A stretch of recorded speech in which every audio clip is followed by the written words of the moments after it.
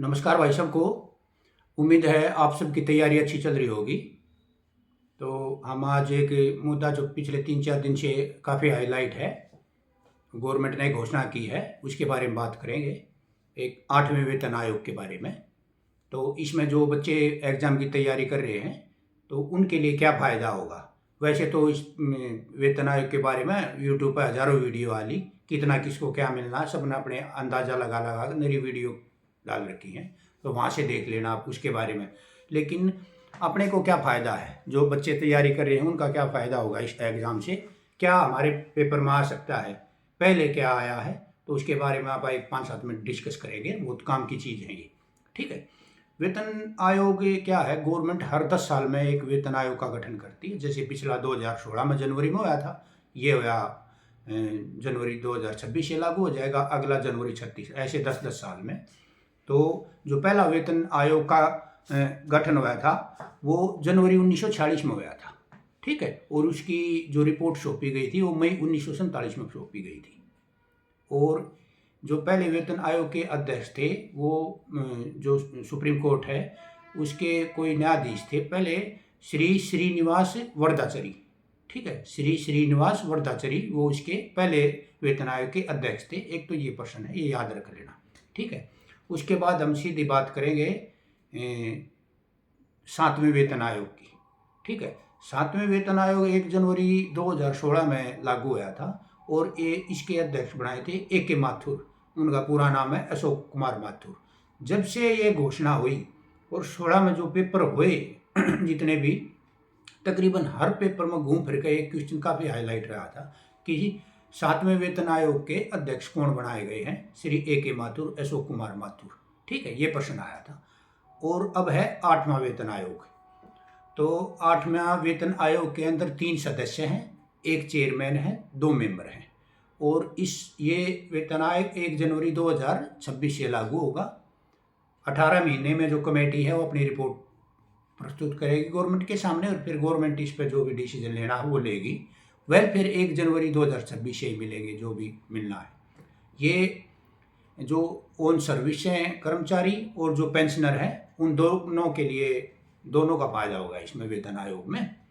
तो जो 8वां वेतन आयोग है इसके अध्यक्ष हैं सुप्रीम कोर्ट में ये पहले जज रही हैं श्रीमती रंजना प्रकाश देसाई, ठीक है। रंजना प्रकाश देसाई, आपको ये नाम याद रखना है बार बार। जो भी अभी जैसे रेलवे का, दिल्ली पुलिस का, हरियाणा में सीईटी है, ये पेपर होंगे तो इन पेपरों में ये बार बार आपको देखने को मिलेगा कि 8वें वेतन आयोग के चेयरमैन कौन बनाए गए हैं, ठीक है। तो श्रीमती रंजना प्रकाश देसाई ये जज थी सुप्रीम कोर्ट में पहले, ठीक है।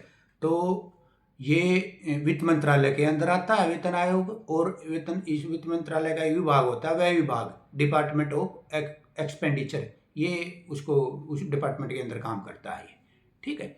और इसमें आपका क्या फ़ायदा है, जो बच्चे एग्ज़ाम की तैयारी कर रहे हैं, आपका ये फ़ायदा है, आप इतने खुशकिस्मत हो, यहाँ आपकी भर्ती पूरी होगी और वहाँ गवर्नमेंट वेतन आयोग को लागू कर देगी, ठीक है। इसको आप वेतन आयोग गवर्नमेंट लागू करना ही पड़ेगा, देना ही पड़ेगा। थोड़ा बहुत अप डाउन होता है, हो सकता है, थोड़ा बहुत दिनों में अप डाउन हो सकता है, ठीक है। इसको आप जुमला लेके मत चलना कि ऐसे ही जुमला है ना, जुमला नहीं है, गवर्नमेंट देती है, पिछली बार भी दिया था और अब की बार भी देगी, ठीक है। तो इसमें आपका फ़ायदा ये है कि आपका सिलेक्शन होगा और वहाँ वेतन आयोग लागू होगा और एक अच्छा पैकेज सैलरी का आपको मिलेगा। जैसे लेवल 6 की जो हरियाणा के अंदर मैं बता रहा हूँ वो 35,400 माह है जो हमारा सिलेक्शन हुआ था जिसमें। तो उसमें क्या है कि गवर्नमेंट ये कमेटी जब अपनी सिफारिश दे देगी तो गवर्नमेंट एक फिटमेंट फैक्टर लागू करेगी, जिसके आधार पर ये जो वित्त आयोग है जो सिफारिश जाने के बाद वो गवर्नमेंट ये देगी कि भाई ये फिटमेंट फैक्टर लागू हम दे रहे हैं कर्मचारियों को। तो आप इसके बारे में मेरी वीडियो पड़ी है यूट्यूब पे फिटमेंट फैक्टर के में, वो देख लेना कैसे लागू होता है। वो ज़रूरी भी नहीं है आपके लिए अभी। तो जैसे अभी चर्चा चल रही है 1.80 से लेकर 2 तक फिटमेंट फैक्टर, हम बीच का लेकर चलते हैं 1.92 का, ठीक है। अगर जो 35,400 ही भी आप आपका सिलेक्शन होता है और उसको हम 1.92 से गुणा करते हैं तो तकरीबन 68,000 के करीब आपकी जो बेसिक पे है वो स्टार्टिंग होगी। जैसे हमारी 35,400 से स्टार्टिंग हुई थी, आपकी 68,000 से स्टार्टिंग होगी। और उसमें जो अलग भत्ते हैं जैसे चाइल्ड अलाउंस है और भाई ये HRA है और जो भी जितने भत्ते जो भी गवर्नमेंट देती है वो अलग रह जाएंगे। तो मतलब 68,000 तो आपकी बेसिक पे होगी। ठीक है, तो एक अच्छा सैलरी का पैकेज बनेगा।